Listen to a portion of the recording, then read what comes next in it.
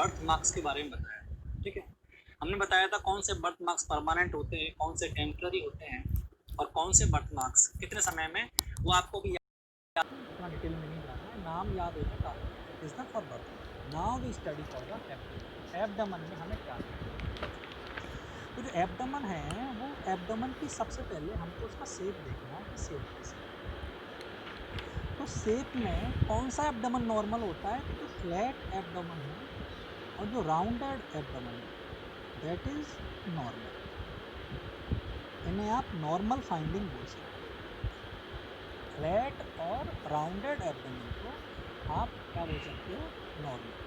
पर जो scaphoid abdomen है, कौन सा बच्चे? स्कैफॉइड एब्डोमेन है और प्रोट्रूबेंट है, ये दोनों जो हैं ये एबनॉर्मल फाइंडिंग में काउंट होते हैं। किसमें काउंट होता है? एबनॉर्मल में।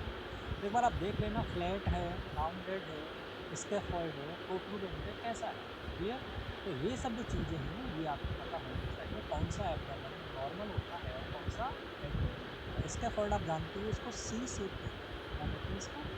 सी शेप एब्डोमेन, कुछ का वो अंदर दसा हुआ, उसे कहते हैं स्कैफॉइड एब्डोमेन। क्लियर बच्चों?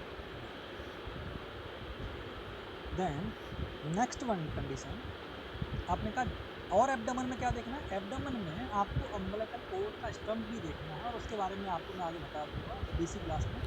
तो अम्बिलिकल कोर्ड भी देखते हैं, और उसके बाद एक बात ध्यान रखना, अगर आपको बच्चे का रेस्पिरेशन काउंट करना हो, क्या देखना हो? रेस्पिरेशन। तो आप बच्चे का चेस्ट मत देखना, आप बच्चे का एब्डोमेन देखना। जो रेस्पिरेशन है वो बच्चे का चेस्ट में नहीं देखा जाता, वो एब्डोमेन में देखा जाता है। एब्डोमेन के मूवमेंट को काउंट करते हैं रेस्पिरेशन के अंदर, क्योंकि बच्चों में एब्डोमिनल रेस्पिरेशन होता है। जो छोटे बच्चे होते हैं उनमें एब्डोमिनल होता है, हमारे अंदर डायफ्रामेटिक होता है। हम जो एडल्ट होते हैं हमारे अंदर डायफ्रामेटिक रेस्पिरेशन होता है, और जो बच्चे हैं उनमें एब्डोमिनल रेस्पिरेशन होता है। ठीक है बच्चे? Okay. The next condition is genital. अब आपको क्या देखना है? जेनाइटल्स देखनी है, और जेनाइटल्स में हम सबसे पहले फीमेल मेल दोनों का देखना है। तो सबसे पहले फीमेल के बारे में बात करते हैं। ठीक है बच्चे?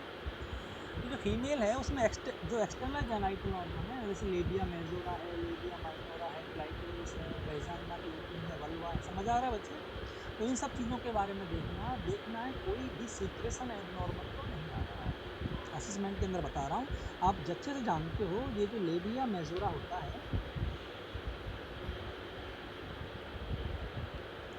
वो होमोलॉगस होता है मेल के स्क्रोटम में, और जो क्लाइटोरिस होता है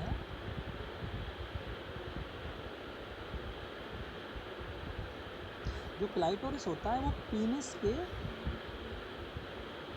होमोलॉगस होता है। होमोलॉगस मतलब जिनकी उत्पत्ति समान है। मतलब देखो, होमोजीनस और जो सॉरी एनालोगस और होमोलॉगस। होमोलॉगस वो होते हैं जिनकी उत्पत्ति समान होती है, एनालोगस वो होते हैं जिनके फंक्शन समान होते हैं। इनके फंक्शन तो समान नहीं होते हैं बट इनकी उत्पत्ति सेम होती है, तो इसलिए ये होमोलॉगस ऑर्गन कहलाते हैं। लेबिया मेजोरा स्क्रोटम का कहलाता है, और क्लाइटोरिस कहलाता है पीनिस का। इसके बाद आपको वेजाइना की कुछ सीक्रेशंस देखने हैं, सीक्रेशंस हैं या नहीं है। सीक्रेशंस में अगर जो वेजाइना में अगर सपोज है इस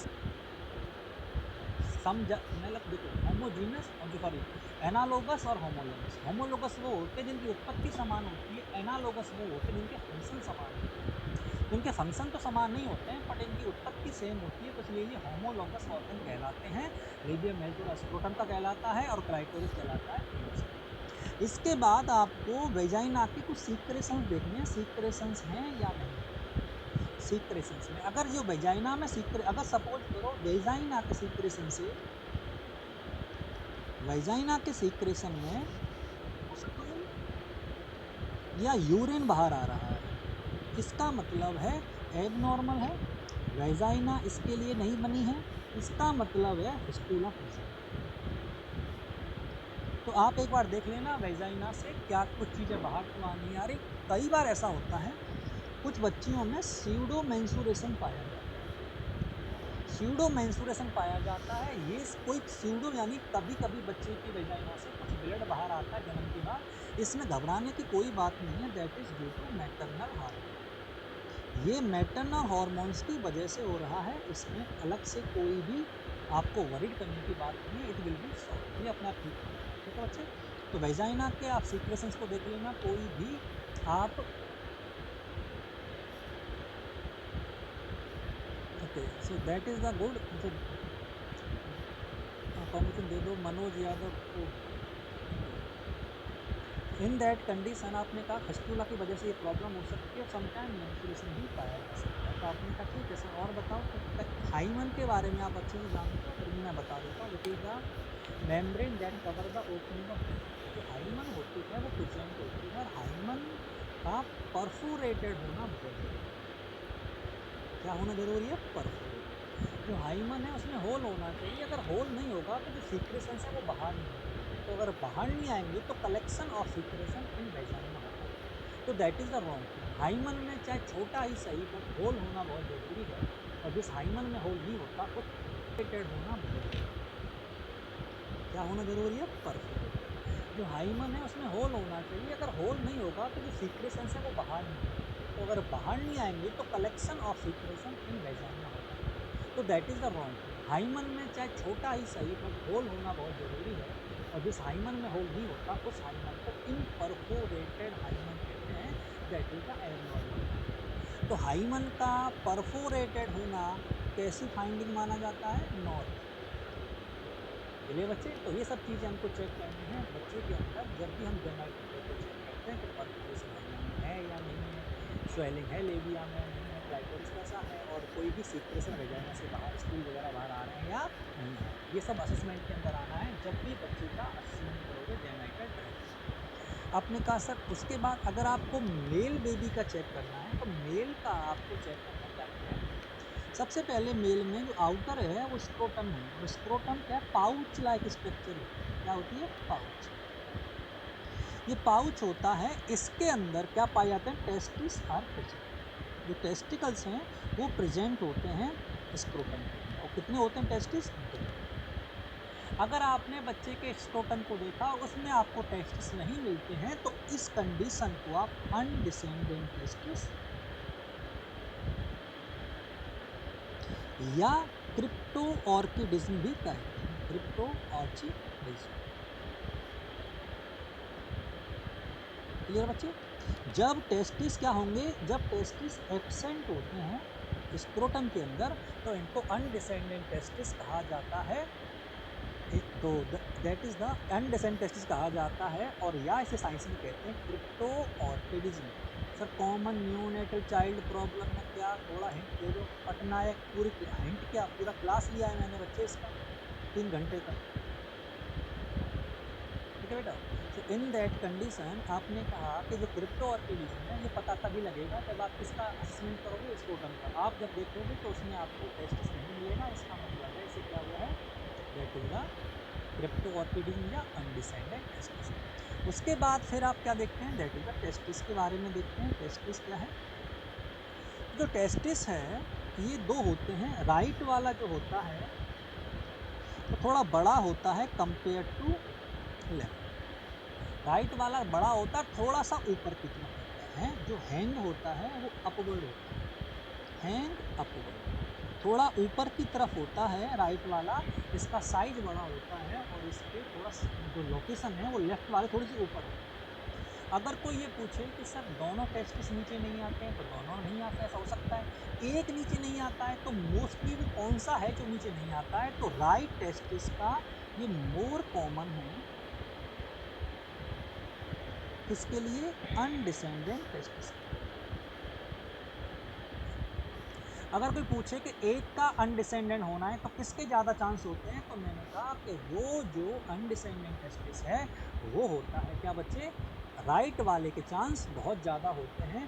that is the condition we discuss for the which one answer is testis. हमने पहले क्या पढ़ा? स्क्रोटम। फिर हमने क्या पढ़ा? टेस्टिस। टेस्टिस जो हैं वो दो होते हैं, लेफ्ट और राइट। राइट वाला थोड़ा बड़ा साइज में होता है और ऊपर की तरफ होता है, और राइट वाले के नीचे आने के चांस कम होते हैं, यानी अनडिसेंडेंट होने के चांस ज़्यादा होता है। किसके?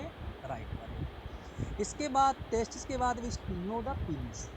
हम क्या देखते हैं? पीनिस के बारे में। जो पीनिस होता है वो पीनिस में आप जो ग्लांस पीनिस होता है, जो ग्लांस पीनिस होता है इस पर यूरेथ्रल ओपनिंग होनी चाहिए। क्या होनी चाहिए बच्चे? Urethral opening. और जो यूरेथ्रल ओपनिंग है वो किस में होनी चाहिए? ग्लांस पीनिस में होनी चाहिए। और जो ग्लांस पीनिस है आपने कहा कि उसकी टिप पर होनी चाहिए यूरेथ्रल ओपनिंग। अगर वो टिप पर ना होकर ऊपर या नीचे होती है यानी डॉर्सल एस्पेक्ट पे होती है तो उसे एपी स्पेडियासिस,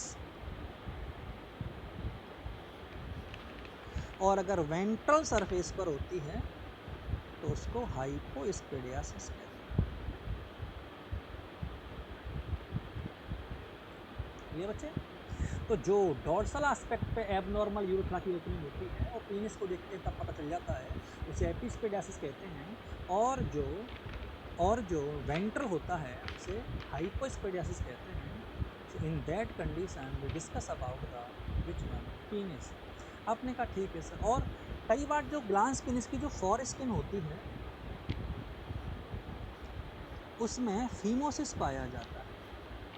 क्या पाया जाता है? फीमोसिस। फीमोसिस होता है unable to retract the skin of glans penis. जब आप ग्लांस पेनिस की स्किन को बिल्कुल पीछे रिट्रैक्ट नहीं कर पाते हो, खींच नहीं पाते हो, आगे से जुड़ा रहता है स्किन, इस प्रकार की कंडीशन को फीमोसिस कहा जाता है। आपने कहा फीमोसिस होगा तो क्या करना है? इसका बेस्ट इलाज है सर्कमसिजन।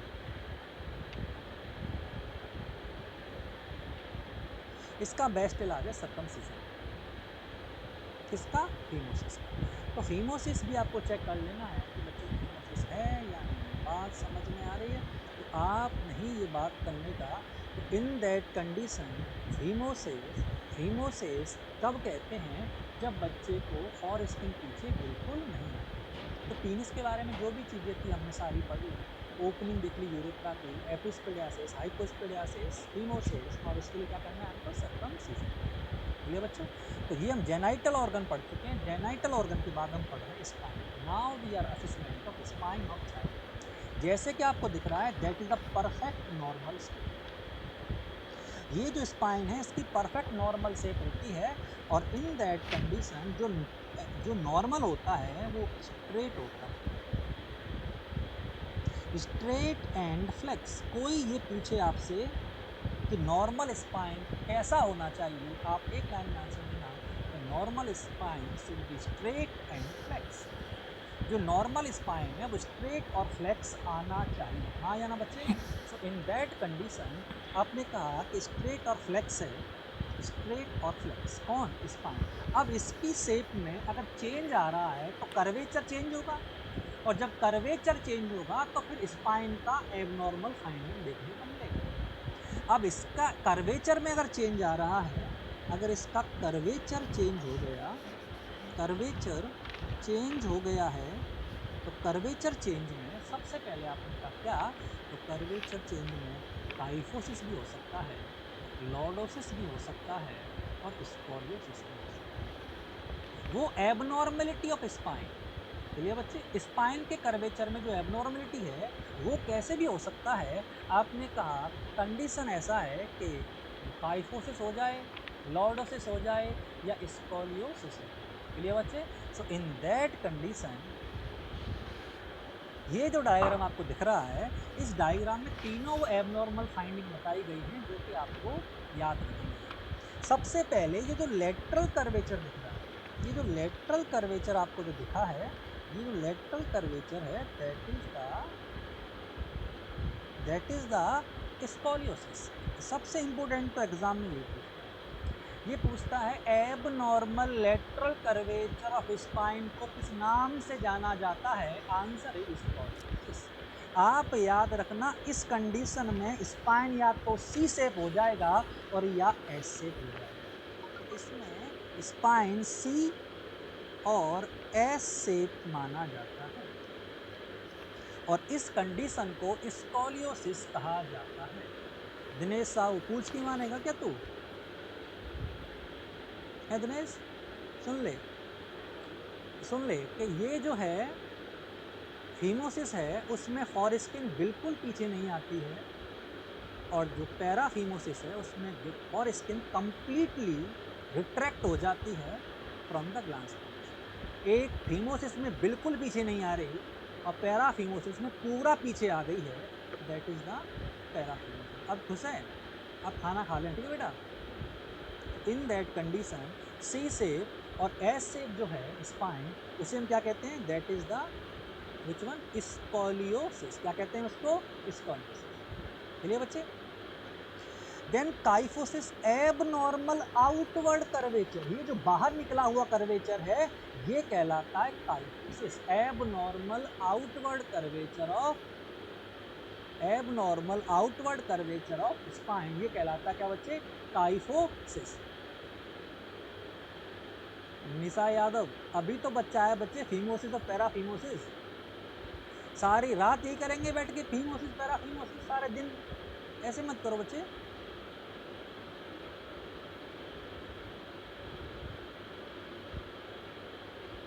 जिसको भी इसका आंसर आता है वो टाइप करते रहो, ठीक है बेटा। ये मैं बार बार फीमोसिस पैराफीमोसिस में रहूंगा तो फिर आगे बहुत सी चीज़ें बाहर रहेंगी, इसलिए जिसको आता है वो एग्जाम में इसको टाइप कर दो, मैसेज वो पढ़ ले, ठीक है बच्चे।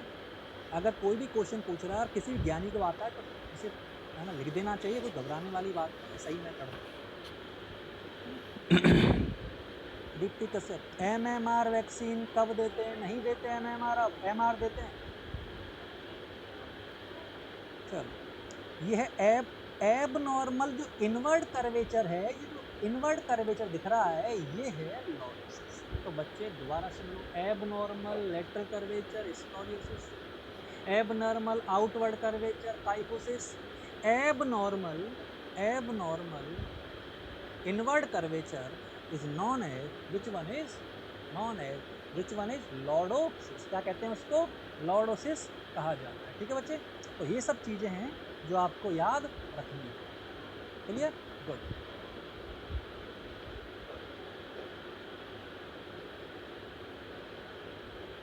अब हम क्या देख रहे हैं, एक्सट्रीमिटीज। अब हम हाथ पैर देखते हैं बच्चों के, हाथ पैरों की उंगलियां देखते हैं, हाथ पैर देखते हैं क्या कंडीशन है, वो सब चीज़ें हैं जो आपको बताना, ठीक है। सबसे पहले एक्सट्रीमिटीज़ में आप ये देखना कि जो पामर क्रीज हैं, इस बच्चे के पैर पर क्रीज पाई जा रही हैं, ये बच्चा टर्म है, इसका पैर एकदम स्मूथ दिखाई दे रहा है, ये बच्चा प्रीटर्म है। ये बच्चे, अगर ये बच्चे के पैर पर सोल पर कोई भी लकीर नहीं दे रही, क्रीजेस इसमें एब्सेंट है, तो बच्चा प्री टर्म है, और अगर प्रेजेंट है तो बच्चा टर्म है। आप बच्चे के एक्सट्रीमिटी को जब चेक करो तो सोल को जरूर चेक करना, ये देखने के लिए कि बच्चा टर्म है या प्री टर्म। क्लियर बच्चे, वेरी। इसके बाद आपने कहा और बताओ सर, इसके बाद अब हम देखते हैं, अब हम बच्चे की फिंगर्स को काउंट करें, फिंगर्स काउंट करें, ठीक है। देख लेना कहीं ऋतिक रोशन तो पैदा नहीं हुआ है, ठीक है बच्चे। तो ऐसा हो सकता है कि जो उंगलियां हैं उनकी संख्या ज़्यादा हो सकती है, increase the number of fingers, जो फिंगर्स हैं उसकी नंबर बढ़ जाए, इस कंडीशन को पॉलीडैक्टाइली कहते हैं। क्या कहते हैं, पॉलीडैक्टाइली। इंक्रीज द नंबर ऑफ, अब हाथ की उंगलियां भी हो सकती है, पैर की उंगलियां भी हो सकती हैं, इसलिए कंडीशन ये, दीप्ति कश्यप MR 9 महीने पे देते हैं, ठीक है बच्चे। सो इन दैट कंडीशन आपने देखा कि जो नंबर है पॉलीडैक्टाइली बढ़ गई है, उंगलियां बढ़ जाएं तो फिर पॉलीडैक्टाइली कहा जाता है। ऐसा भी होता है कि उंगलियां फ्यूज आती हैं, अगर उंगलियां फ्यूज आ जाए आपस में जुड़ी हुई, उसे सिंडैक्टाइली कहते हैं, ठीक है बच्चे। अगर उंगलियां जुड़ी आ रही हैं तो फिर सिंडैक्टाइली कहते हैं, उंगलियां अगर ज़्यादा आ रही हैं तो पॉलीडैक्टाइली कहा जाता है। ये आप एक बार जरूर चेक कर लेना जब बच्चा पैदा हो। उसके बाद उसके एक्सट्रीमिटीज का आप रेंज ऑफ मोशन चेक करना, हाथ पैरों को हिलाकर अच्छे चेक करना कि कहीं बच्चे में कोई प्रॉब्लम तो नहीं है, और एक बार इसका हिप डिस्प्लेसिया जरूर चेक कर लेना। क्या बच्चे, हिप डिस्प्लेसिया तो नहीं है। ये सब चीज़ें आपको मैं इसलिए बता रहा हूँ क्योंकि ये चीज़ें आपको असेस करनी है, तभी तो मैं बता रहा हूँ एक्सट्रीमिटीज़ को असेस कैसे करना है। तो फिंगर काउंटिंग करनी है, एक्सट्रीमिटीज़ चेक करनी है, रेंज ऑफ मोशन देखना है, हिप डिस्प्लेसिया को चेक करना है, बच्चे में हिप डिस्प्लेसिया है या नहीं है। समझ आ रहा है बच्चे? तो इन दैट कंडीशन आपने कहा हिप डिस्प्लेसिया हो गया, और कुछ देखना है इस बच्चे में कई बार क्या होता है बो लेग पाई जाती है। बो लेग आप अच्छे से जानते हैं, बो लेग वैसे तो नॉर्मल होती है अप टू 18 मंथ, 18 महीने तक ये नॉर्मल होती है। उसके बाद भी बो लेग पाया जाए तो we have doubt for rickets. अगर 18 महीने के बाद भी किसी बच्चे में बो लेग पाई जा रही है, पैर मुड़े हुए पाए जा रहे हैं, तो हम उसे कह सकते हैं कि वो उसे रिकेट्स हो सकता है।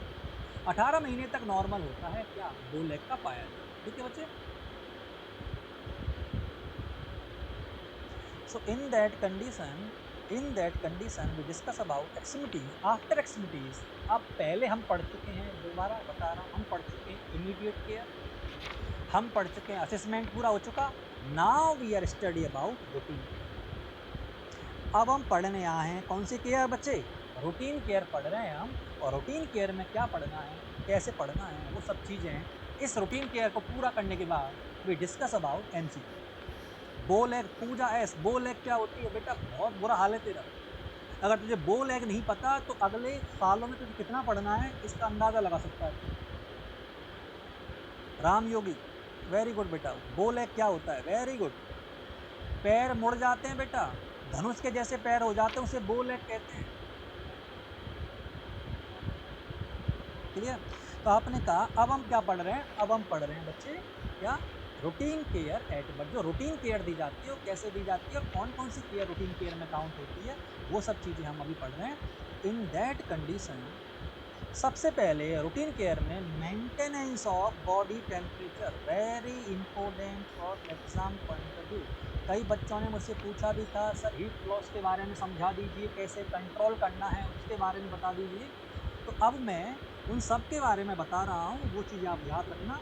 तो सबसे पहले 4 मेथड है हीट लॉस के। हीट लेने के और हीट देने के दोनों के ही 4 मेथड होते हैं। हीट लेते भी उसी तरीके से हैं और हीट देते भी उसी तरीके से हैं। क्लियर बच्चे? तो इन दैट कंडीशन सबसे पहले ये देखो कि बच्चा डायरेक्ट कांटेक्ट में आ रहा है सरफेस के, ये है सरफेस। अगर बच्चा डायरेक्ट कांटेक्ट में आ रहा है सरफेस के तो हीट का लेना और देना कौन से मेथड से होगा? आंसर है कंडक्शन। कौन सा आंसर है? वो आंसर क्या है बच्चे? आंसर है कंडक्शन। तो सबसे सरफेस पे टच होने की वजह से जो हीट लॉस होती है वो कौन सी होती है, या हीट मिलती है वो कौन सी होती है? कंडक्शन। कंडक्शन में एक चीज आपने नोट की, डायरेक्ट कांटेक्ट हो रहा है किसके साथ? सरफेस के साथ। क्लियर बच्चे? तो पहला तो मेरा क्लियर हुआ कंडक्शन के बारे में। ठीक है, अब हम देख रहे हैं इवेपोरेशन। सेकंड कौन सा? इवेपोरेशन में यहाँ देखो आपको बच्चा वेट, नमी दिखाई दे रही है। अगर बच्चा गीला है और बच्चे गीले होने की वजह से जो हीट लॉस होती है वो कौन से मेथड से होती है? Answer is evaporation. I hope so evaporation clear हो। सरफेस को गीला रखने की, बच्चे को गीला रखने की वजह से जो हीट लॉस हो रहा है वो कौन से मेथड से हो रहा है? आंसर है इवेपोरेशन। अरे हाँ या ना? Very good. उसके बाद जब ठंडी हवा आ रही है और ठंडी हवा टकरा कर जा रही है तो ये जो हीट, जो हवा लेके जा रही है, ये कौन सी मेथड का हीट लॉस है? आंसर है कंडक्शन। ये जो टकरा कर जा रही है ये है, ये जो टकरा कर जा रही है ये है एयर, हवा। जब बच्चे से हवा टकरा कर जाए, या तो हीट ले जाए या हीट दे जाए, इस मेथड को कहते हैं कन्वेक्शन। क्या कहते हैं? Convection heat loss. समझ में आए भाई? तो उसे क्या कहते हैं? उसे कहते हैं कन्वेक्शन हीट लॉस। और एक है last and fourth one is radiation. इसमें कोई भी डायरेक्ट कांटेक्ट होना जरूरी नहीं है। ये जो हीट लॉस है वो मोस्ट कॉमन हीट लॉस, सबसे ज्यादा होने वाली हीट लॉस कौन से मेथड से होती है? आंसर इज कौन सा है? आंसर इज सबसे ज्यादा हीट लॉस किससे होती है? Answer maximum heat loss is occur by radiation. ये आप सब पढ़ चुके हो फंडामेंटल में, मैं एक बार दोबारा बता रहा हूँ, इसलिए कोई बड़ी बात नहीं है, आपको आता भी है बिकॉज यहाँ पढ़ाया है फंडामेंटल में, देखा है। ठीक है बच्चे, तो ये सब जो चीज़ें हैं ये 4 तरीके से हीट ले भी सकते हैं और 4 तरीके से हीट दे भी सकते हैं। तो हीट लेने और देने के यही तरीके हैं। सबसे पहला कंडक्शन, इवेपोरेशन, कन्वेक्शन और रेडिएशन। आई होप सो समझ में आ रहा होगा। कैसे हीट लॉस हो रहा है वो मैंने समझा दिया, कैसे बचा सकता हूँ हीट लॉस से वो मैं आगे समझा रहा हूँ। तो बच्चे ये जो चीज़ें हैं आप इसको अच्छे से समझने की कोशिश करना। इस टेबल को, जो टेबल मैंने आपके सामने बनाई है, और ये टेबल आपको ये बताएगी कि आप कैसे कौन सी हीट लॉस से बचा सकते हैं। क्लियर? तो कौन सी हीट लॉस से, कौन सा हीट लॉस से, कौन सा मेथड से किस प्रकार बचा सकते हैं, वो सब इस टेबल में आपको दिखाया गया है। तो इन दैट कंडीशन सबसे पहला है इवेपोरेशन। इवेपोरेशन में मैंने शर्त लिखी थी कि बच्चा क्या होना चाहिए, वेट। बच्चा वेट होना चाहिए, और वेट बच्चा जब होगा तो हीट लॉस का मेथड कौन सा होगा? आंसर है इवेपोरेशन। मेथड कैसा होगा? इवेपोरेशन। और उससे बच्चे को कैसे बचा सकते हैं? इमीडिएट आफ्टर बर्थ ड्राई, पैदा होते ही बच्चे को ड्राई। क्लियर है? बच्चे को पैदा होते ही सुखाने से कौन सा हीट लॉस नहीं होता है? आंसर इज इवेपोरेशन नहीं होता है। समझ आए? Very good. क्लियर बच्चे? इतना पॉइंट बहुत बढ़िया। तो इन दैट कंडीशन अगला मेथड है कंडक्शन। कौन सा है? कंडक्शन। कंडक्शन से हीट लॉस कैसे होगा? अगर बच्चा किसी कोल्ड सरफेस के कांटेक्ट में आएगा, अगर बच्चा किसी ऐसे सरफेस से टकराएगा जो ठंडा है, तो बच्चा उसे सरफेस को हीट देगा, और जब बच्चा उसे हीट देगा तो बच्चे में हीट लॉस होगा। क्लियर है? तो कंडक्शन तभी हो सकता है जब बच्चा कोल्ड सरफेस के डायरेक्ट कांटेक्ट में, जैसे वेट मशीन के इस कांटेक्ट में आना। कैसे बचा सकते हो? Put the baby on mother abdomen, माँ बच्चे को माँ के एब्डमन पे रखना कौन सा हीट लॉस बचाएगा? और बच्चे को वार्म सरफेस पे रखना क्या बचाएगा? कंडक्शन। कभी भी बच्चे को ठंडी सरफेस पर मत रखना। हमेशा बच्चे को आप कहाँ रखना? वार्म सरफेस पे रखना। और जब वार्म सरफेस पे रखोगे उसका मतलब है कि बच्चे को कंडक्शन से हीट लॉस नहीं होगा। क्लियर बच्चे? तो इन दैट कंडीशन अगला है कन्वेक्शन। कन्वेक्शन में कोल्ड ड्रॉट, ड्रॉट का मतलब होता है झोंका। झोंका समझते हो? हवा का झोंका, वो सही। तो अगर ठंडी हवा का झोंका, समीर, ठंडी हवा का झोंका आपसे टकराएगा तो आपकी हीट ले जाएगा, और जब आपसे हीट ले जाएगा तो आपको ठंड लगेगी, और जब आपको ठंड लगेगी तो आपको हाइपोथर्मिया होगा। इसलिए जब आपकी बॉडी से ठंडी हवा टकराती है तो कौन से मेथड से हीट लॉस होता है? आंसर है कन्वेक्शन।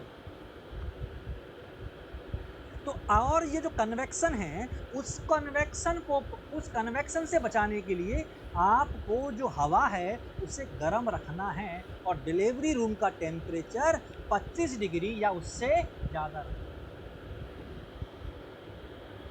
समझ आ रहा है बच्चे? तो 25 डिग्री या उससे ज़्यादा रखना है। क्या? 25 डिग्री या उससे ज़्यादा रखना है डिलीवरी रूम का टेम्परेचर। ठंडी हवा का एटमॉस्फेयर मत रखना, नहीं तो कन्वेक्शन से हीट लॉस हो जाएगा। तो कन्वेक्शन से हीट लॉस बचाने के लिए क्या करना है? ठंडी हवा को गर्म करना है, यानी हवा गर्म रखना है, और उस रूम का टेम्परेचर कम से कम 25 डिग्री या उससे ज़्यादा होना चाहिए। चलिए बच्चे, तो इन दैट अगला है रेडिएशन। अगर बच्चे के आसपास कोई भी सरफेस ठंडी है, कोई सरफेस, चाहे मेटल सरफेस हो चाहे दीवार हो, अगर बच्चे के आसपास कोई भी सरफेस ठंडी है तो बच्चा उस सरफेस को हीट देता है। कौन से मेथड से? रेडिएशन। मैंने आसपास कहा है, कांटेक्ट में नहीं कहा। कांटेक्ट में बोलता तो कंडक्शन होता। बच्चा जहाँ लेटा है, सब बोलते रहो ये चाइल्ड है, तो ये जो सरफेस है ये सरफेस ठंडी है, तो बच्चा इसे हीट देगा।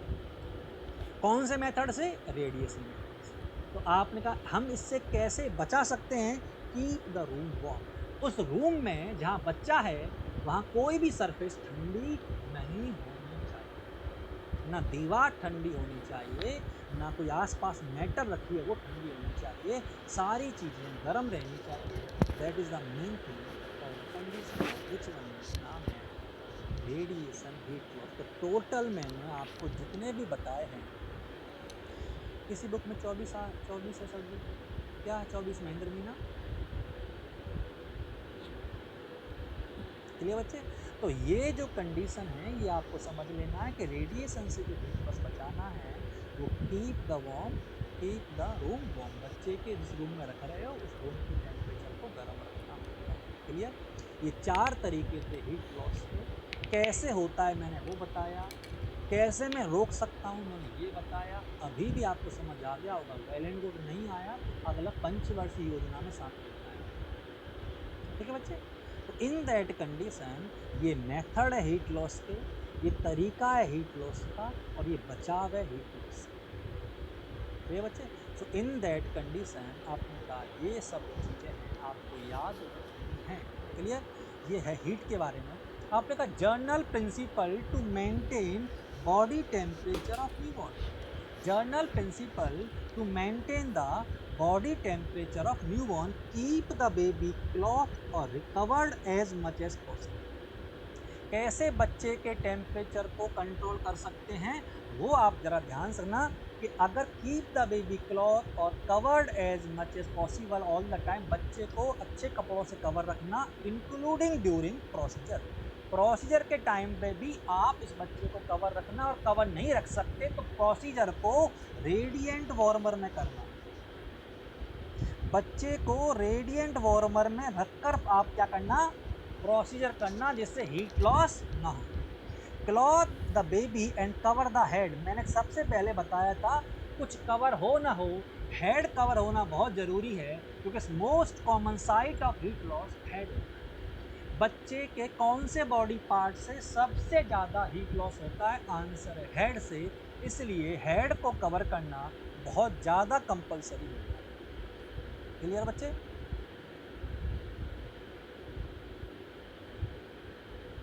Wrap the baby in soft dry cloth cover with blanket. बच्चे को हमेशा ड्राई कपड़े में, गर्म कपड़े में ही लपेटना।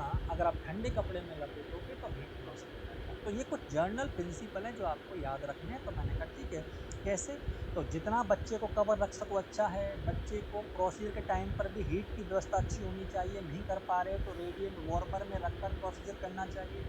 हेड को कवर करना सबसे ज़्यादा कंपलसरी है, कैप लगाना है, और बच्चे को किसी भी सूखे कपड़े में लपेट कर रखना होता है। अरे हाँ है ना बच्चे?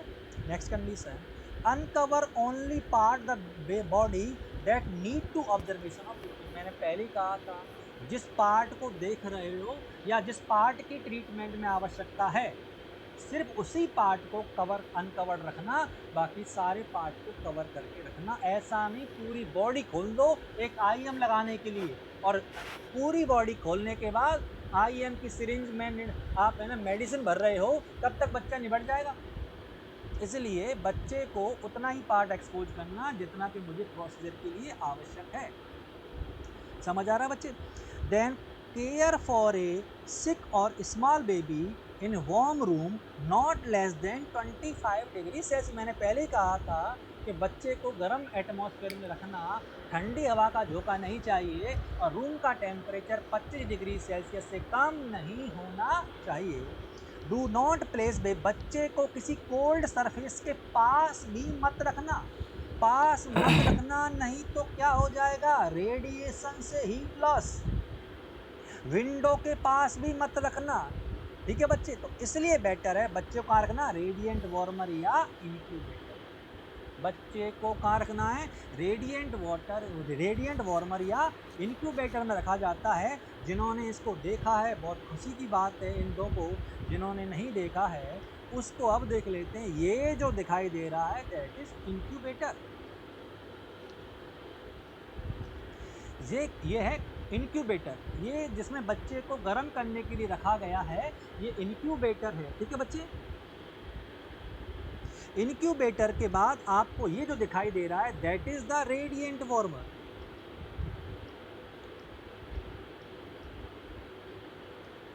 रेडिएंट वार्मर में हीट कैसे मिलती है? Answer radiation. इनक्यूबेटर में हीट कैसे मिलती है? Answer convection.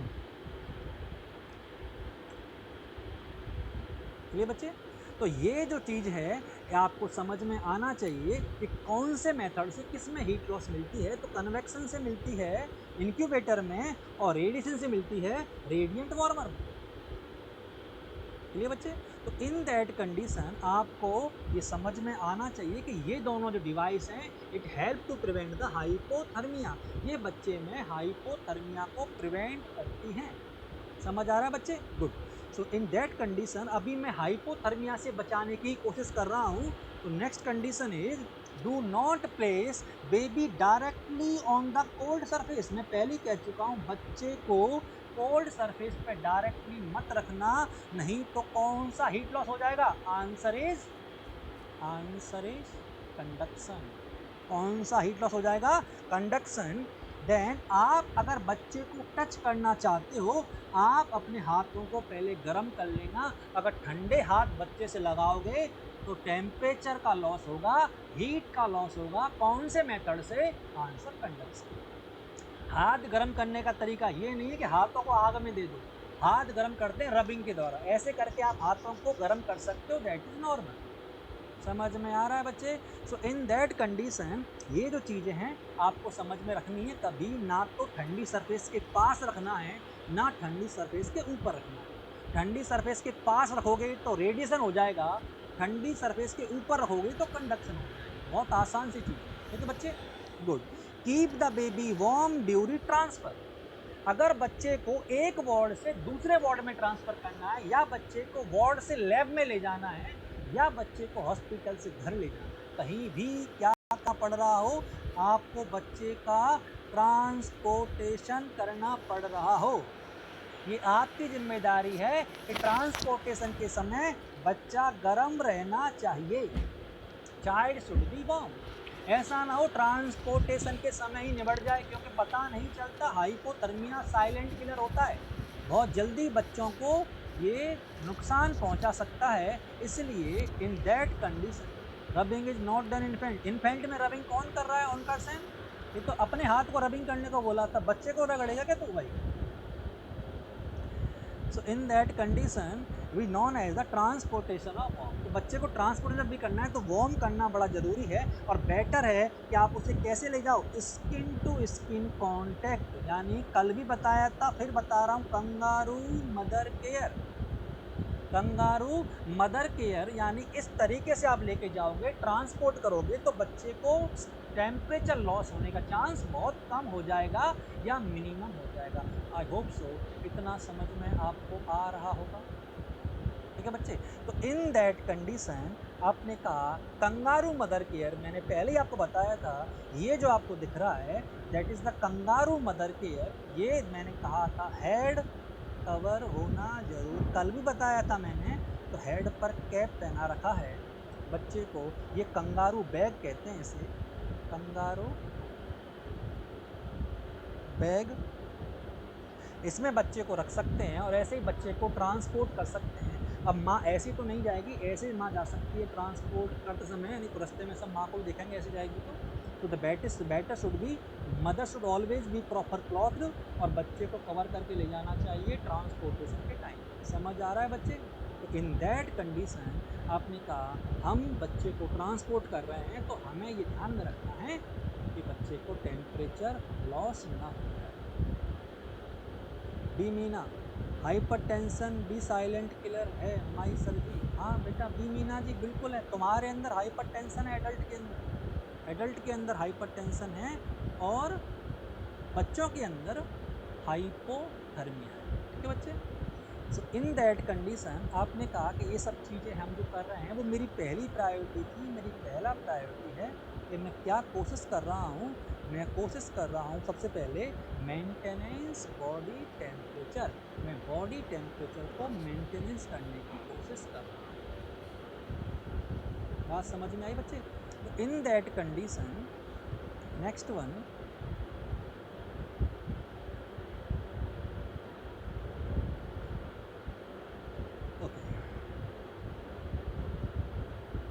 Ensure warmth during procedure. बच्चे को प्रोसीजर के समय भी आपको गर्म रखना है। और एक बात सुन लो, प्रोसीजर अच्छा है कि आप बच्चे को रेडिएंट वार्मर में रखकर प्रोसीजर, चलिए बच्चे। तो इन दैट कंडीशन जो रेडिएंट वार्मर है इसे ओपन केयर सिस्टम भी कहते हैं। क्या कहते हैं इसको? Open care system. खुला हुआ रहता है, तो आप इसमें बच्चे को रखकर प्रोसीजर आराम से कर सकते हो, कोई रुकावट वाली बात नहीं आएगी। चेंज नैपकिन व्हेनेवर, देखा ऐसा मत करना कि बच्चा रात भर गीले नैपकिन में रहे। और बच्चा रात भर गीले नैपकिन में रहेगा तो उसको हाइपोथर्मिया या टेम्परेचर कम हो जाएगा, या टेम्परेचर उसका गिर जाएगा। If anything wet is applied to skin, moisture gauze, ensure the baby is warm. अगर बच्चा कोई भी गीली सरफेस से बच्चा टच हो रहा है, ensure the baby is warm, बच्चे को गर्म रखना है। Avoid bathing, very important. कई बार क्वेश्चन आता है, फिर बता देता हूँ। सब कुछ नॉर्मल फाइंडिंग हो, सब कुछ वेट, टेम्परेचर सब कुछ नॉर्मल हो, तो after 24 hour you can give bath, बच्चे को निला सकते हैं। और अगर टेम्परेचर स्टेबल नहीं है तो जब तक नहीं निलाएंगे जब तक कि बच्चे का टेम्परेचर स्टेबल ना हो जाए, चाहे 6 दिन लग जाए, चाहे 7 दिन लग जाए, बारात में नहीं जाना उसको, वो आराम से रह सकता है। तो जब तक कि बच्चे का टेम्परेचर स्टेबल ना हो, वेट नॉर्मल ना हो, हम बच्चे को नहीं निलाते, हम वेट कर लेते हैं। अगर सब कुछ नॉर्मल है तो फिर आप बच्चे को 24 घंटे बाद निला सकते हो, सेकेंड डे ऑफ लाइफ, पहले दिन के बाद। बात समझ में आ रही है बच्चे? तो in that condition you should be remember what I am saying कि टेम्परेचर रेगुलेट करने के मैं बहुत सारे तरीके बता रहा हूँ, क्योंकि हाइपोथर्मिया बहुत जल्दी बच्चों को मार देता है, इसलिए आपको समझ में आना जरूरी है। अब बार बार हाइपोथर्मिया है तो कोई पूछे नॉर्मल कितना होता है? 35.5 से 36.5 degree Celsius, that is normal temperature. अब इससे कम, लेस देन 35 पॉइंट,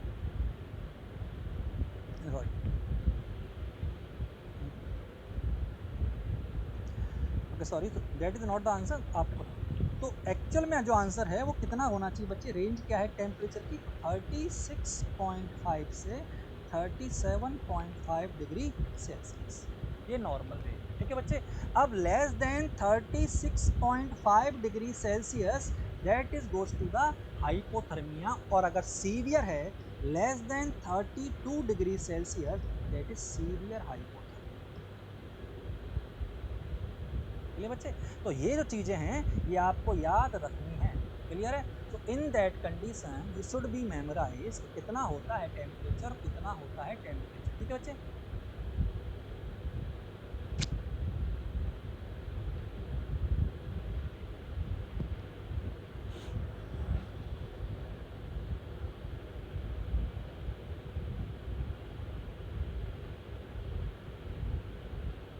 तो हर टेम्परेचर को गिरने मत देना, जो भी बच्चे को आपको केयर देनी है शुड बी प्रोवाइड, ठीक है?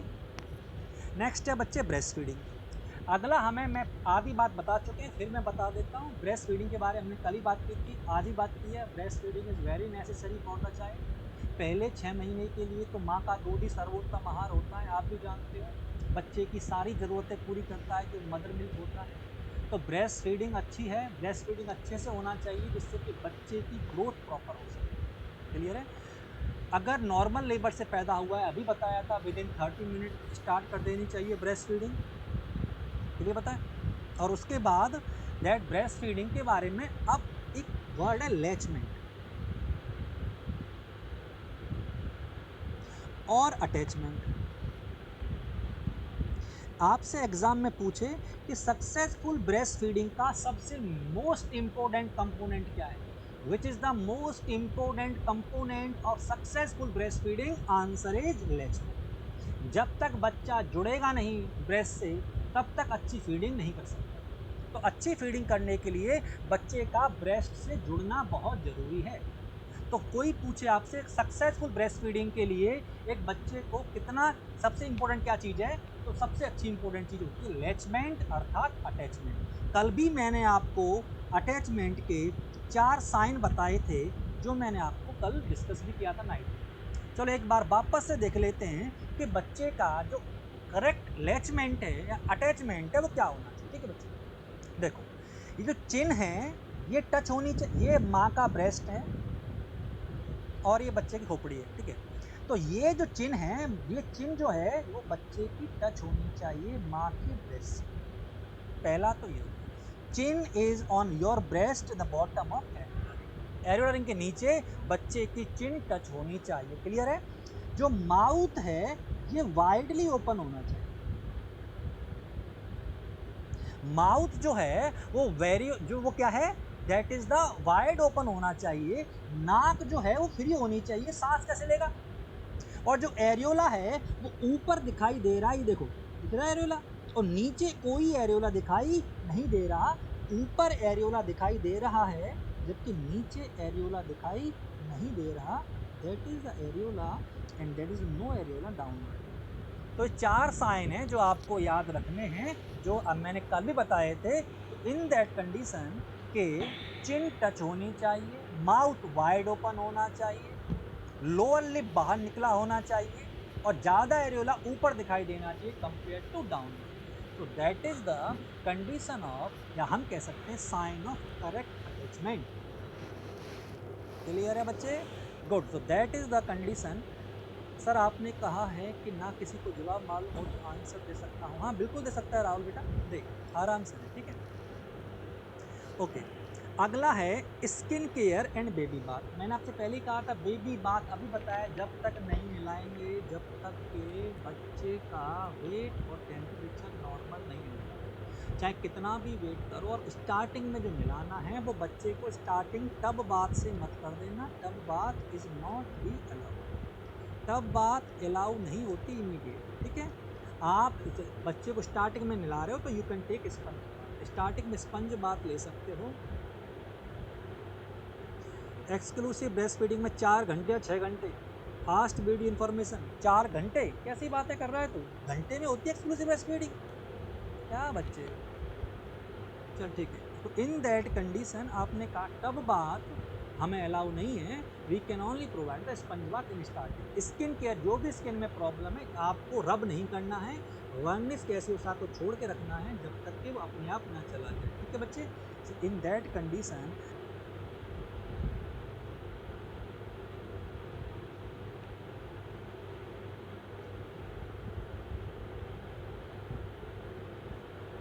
अब अम्बिलिकल कॉर्ड की जो केयर है उसमें स्टम में आपको कैसे करना। सबसे पहले तो आप अच्छे से जानते हो अम्बिलिकल कॉर्ड को थोड़ा वेट करना 1 to 3 मिनट, 1 to 3 मिनट में अम्बिलिकल कॉर्ड को क्लैंप करना होता है। ठीक है, एंड देन उसे कट करना होता है। पहली चीज देखो, अर्ली जल्दी मत काट देना। अर्ली अगर क्लैंप कर दिया तो बच्चे को एनीमिया हो जाएगा, और अगर आपने लेट किया है तो बच्चे को जॉन्डिस हो। दोबारा सुन लो, अगर आपने अम्बिलिकल कॉर्ड को जल्दी क्लैंप करके कोट कर दिया तो अब इसको एनीमिया होने के चांस है, और अगर आपने लेट कर दिया और आपने लेट किया तो बच्चे को जॉन्डिस होने के चांस ज़्यादा है।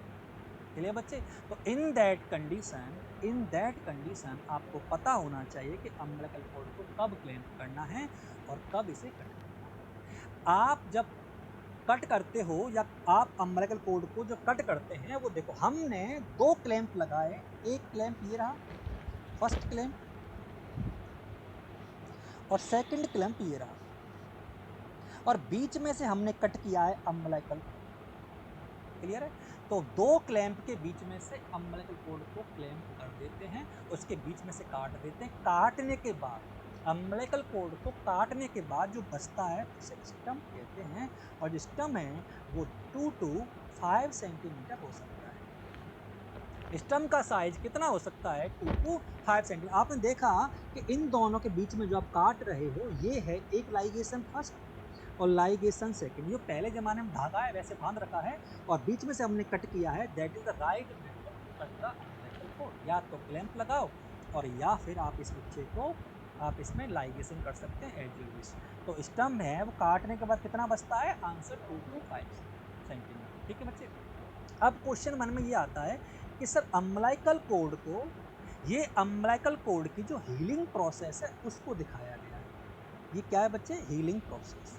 काटने के बाद अम्बिलिकल कोड धीरे धीरे इस प्रकार ठीक होता है जो आपको सामने डायग्राम में दिख रहा है।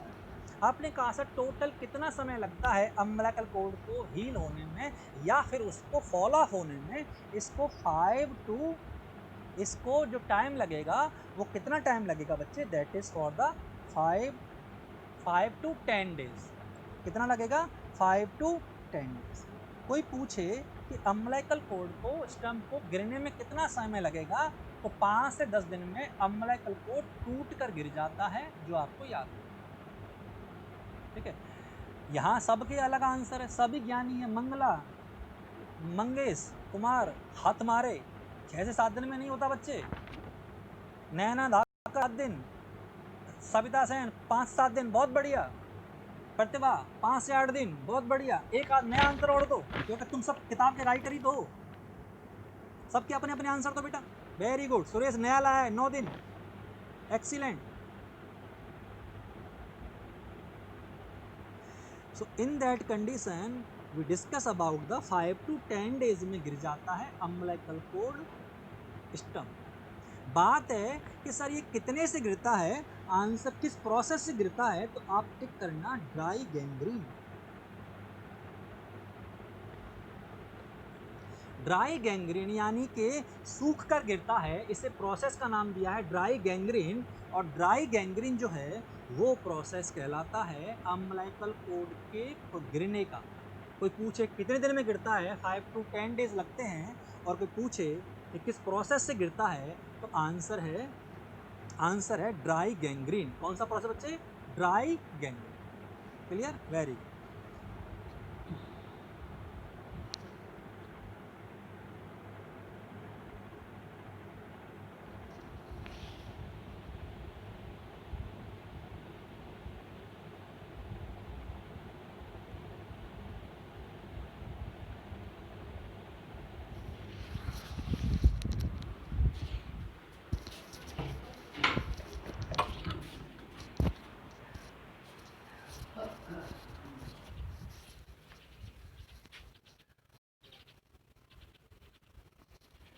नेक्स्ट कंडीशन इज, अगला हम क्या पढ़ रहे हैं, प्रिवेंशन फ्रॉम इन्फेक्शन यानी क्लीन चेन। हम सबको पता है कि क्लीन, हाइजीन और स्टेराइल कंडीशन मेंटेन करना बड़ा ज़रूरी होता है during the labour.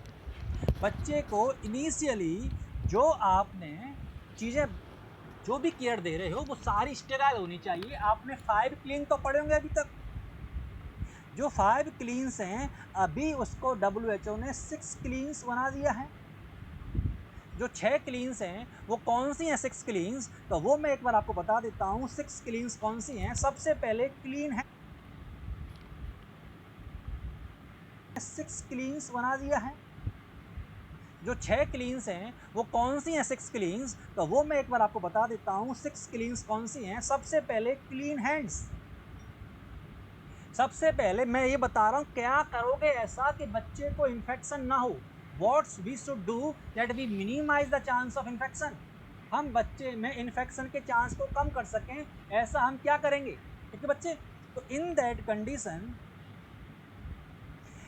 Condition clean hand होना बड़ा ज़रूरी है। क्लीन मदर यानी कि जो सरफेस है जहाँ बच्चे को रख रहे हो वो clean delivery surface.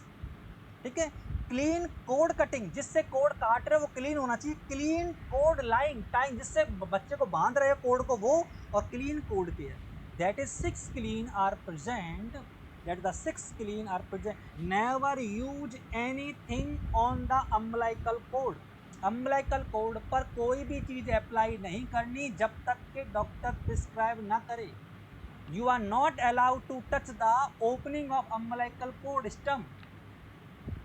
Never cover the umbilical cord stump with any cloth. हवा में खुला छोड़ना है, जितना ज़्यादा खुला रहेगा उतना जल्दी सूखेगा। कुछ बातें हैं जो आपको समझानी है माता जी को। हाथ नहीं लगाना कटे हुए भाग से, कुछ cream powder fair and lovely कुछ नहीं लगाना बच्चे के अम्बिलिकल कॉर्ड स्टम्प तो होने से रही तो 5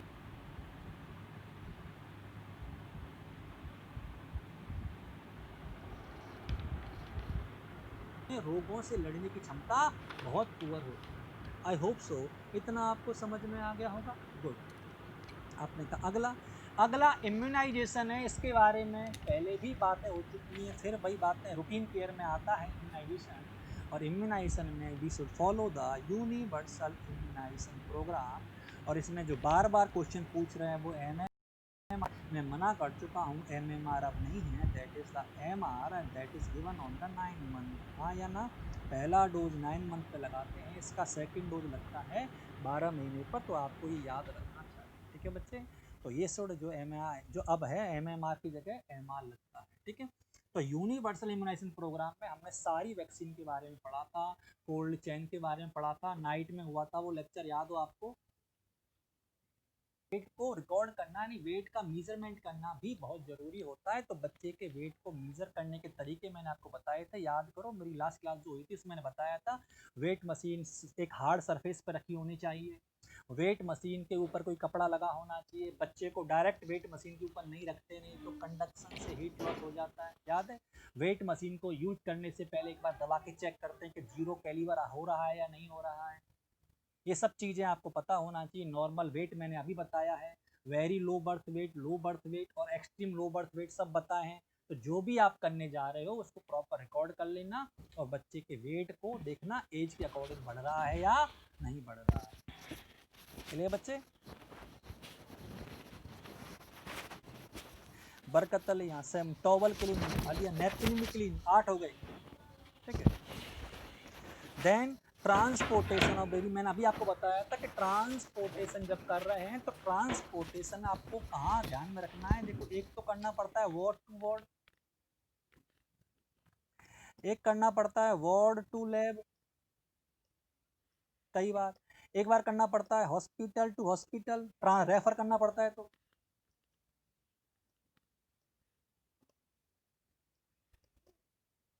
फिर करना पड़ता है कई बार होम टू हॉस्पिटल। इस सारे समय में ये बात आपको याद रखनी चाहिए कि जब भी बच्चे को ट्रांसपोर्ट कर रहे हो, ट्रांसपोर्ट करते समय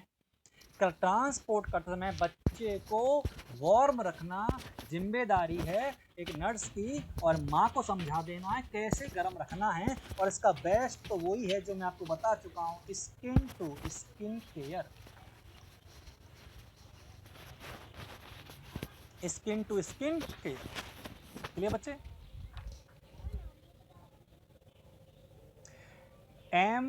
MR में M Rahul Kumar, M stand for measles, ठीक है बच्चे। सलमा जोइया, क्या कंफर्म करना है आपको?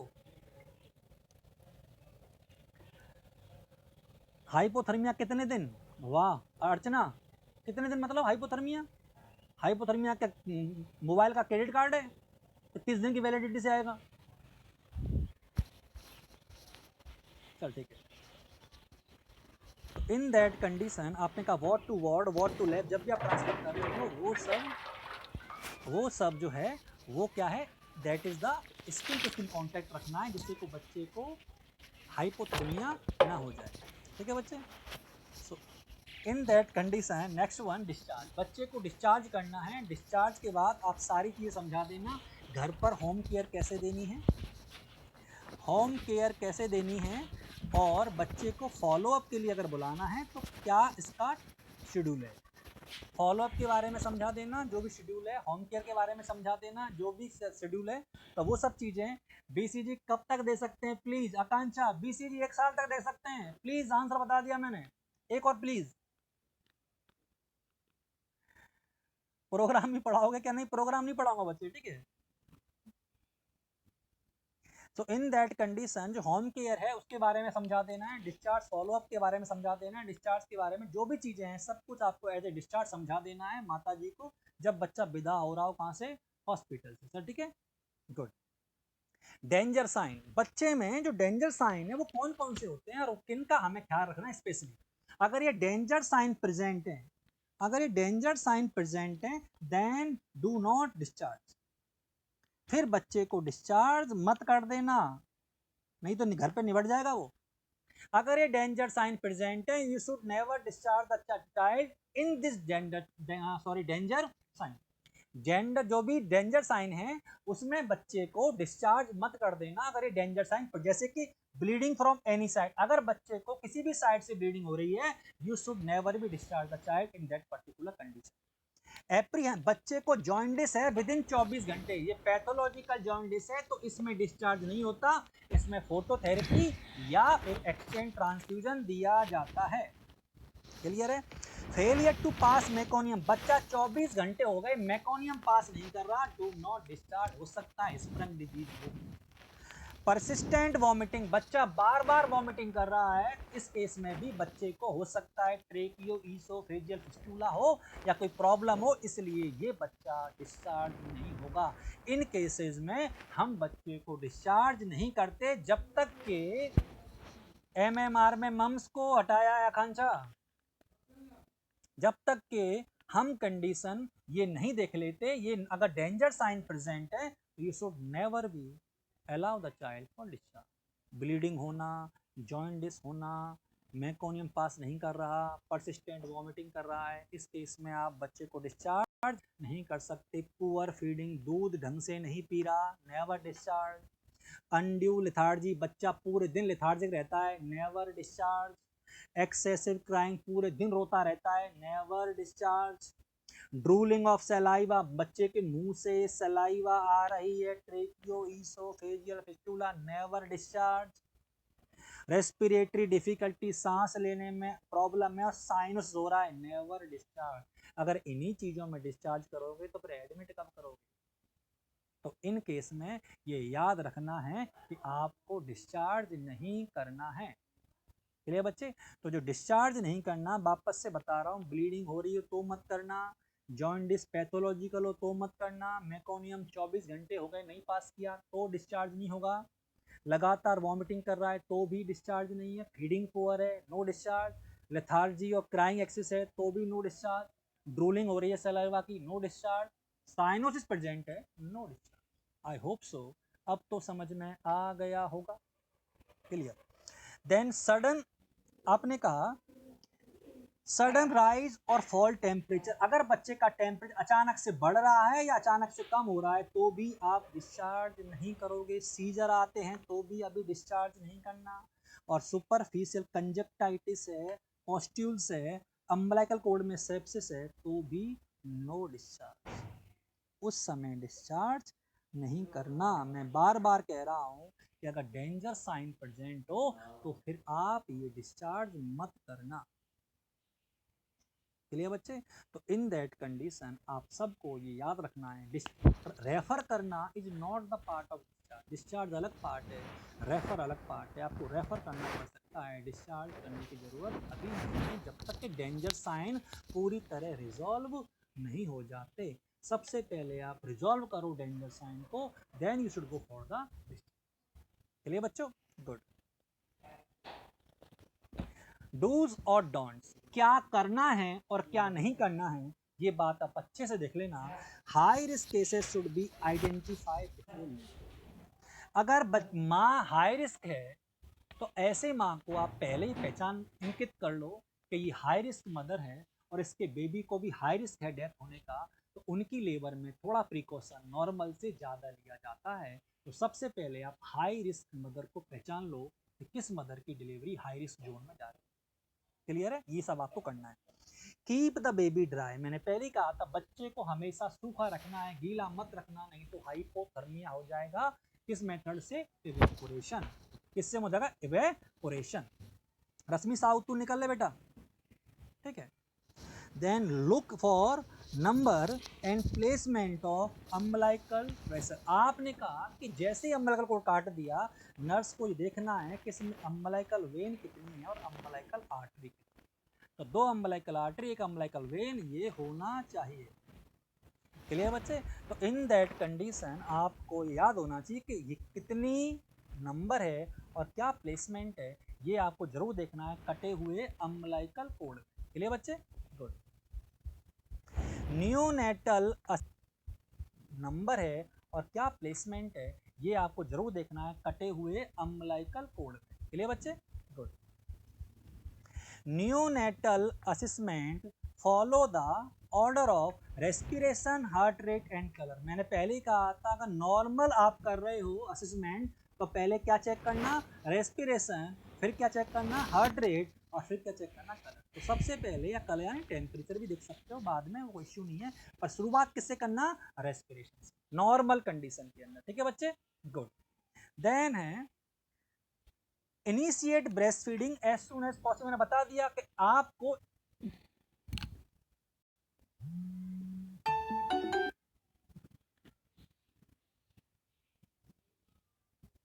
Do not leave the door and window open. Labour room का विंडो और दरवाजा खुला मत रखना, नहीं तो हीट लॉस हो जाएगा बच्चे को। कौन से मेथड से, convection. Do not nasal suction before oral. नाक का सक्शन हमेशा मुंह के बाद करते हैं, कभी गलती से भी मुंह से पहले नाक का सक्शन मत कर दें। क्लियर है? Always oral suction first then nasal suction, उल्टा मत कर देना। ठीक है बच्चे? Do not apply anything on cord. Cord stump पर कुछ भी अप्लाई मत करना। मैंने अभी बताया था आपको, nothing should be apply on stump of umbilical code. कटे हुए अम्बलाइकल कोड में कुछ भी अप्लाई नहीं करना है। डू, ये आपको। अगला है do not use Anbu bag if the baby suspecting of diaphragmatic hernia. Very important, अगर बच्चे को डायफ्रामेटिक हर्निया है, आपको बच्चे के लिए एम्बू बैग यूज नहीं करना है, नहीं तो कंडीशन वर्स हो जाएगी डायफ्रामेटिक हर्निया। डायफ्रामेटिक हर्निया के टाइम पर आपको एम्बू बैग का यूज नहीं करना। Do not give tactile stimulation more than twice. आप जो बच्चे को रब करते हो वो 2 बार से ज्यादा मत करना, 2 बार मैक्सिमम होता है, 2 बार से ज्यादा हम स्टिमुलेशन टेक्टाइल नहीं देते, इस बात को आप याद रखें। We never give more than 2 times tactile stimulation. Clear है? Good. Do not waste any time. बच्चे का आप अगर थोड़ी सी भी कंडीशन क्रिटिकल है या नॉर्मल भी है, सारे प्रोसीजर, सारी रूटीन केयर फास्ट होनी चाहिए। टाइम मैनेजमेंट बहुत जरूरी है। अगर आप टाइम वेस्ट करोगे तो कंडीशन बस से वर्स्ट होती जाएगी, बस से बदतर हो जाएगी। इसलिए आप इस बात का ख्याल रखना कि नर्स को टाइम बहुत मैनेज करना है अच्छे से, टाइम वेस्ट नहीं करना बच्चे का, इसलिए बच्चे को कोई भी प्रॉब्लम नहीं होनी चाहिए। सो that is the do and don't. क्या करना चाहिए, क्या नहीं करना चाहिए। इसी के साथ पूरा हुआ कंप्लीट सिलेबस ऑफ CHO। जो भी सिलेबस मुझे पूरा कराना था, जो मेरे पास था, वो मैं पूरा करा चुका हूँ। मेरा सिलेबस एक भी पॉइंट ऐसा नहीं है जो सिलेबस में दे रखा हो और मैंने वो आपको कवर नहीं कराया हो। क्लियर बच्चे? तो इन दैट कंडीशन यहाँ तक पूरा हो चुका है।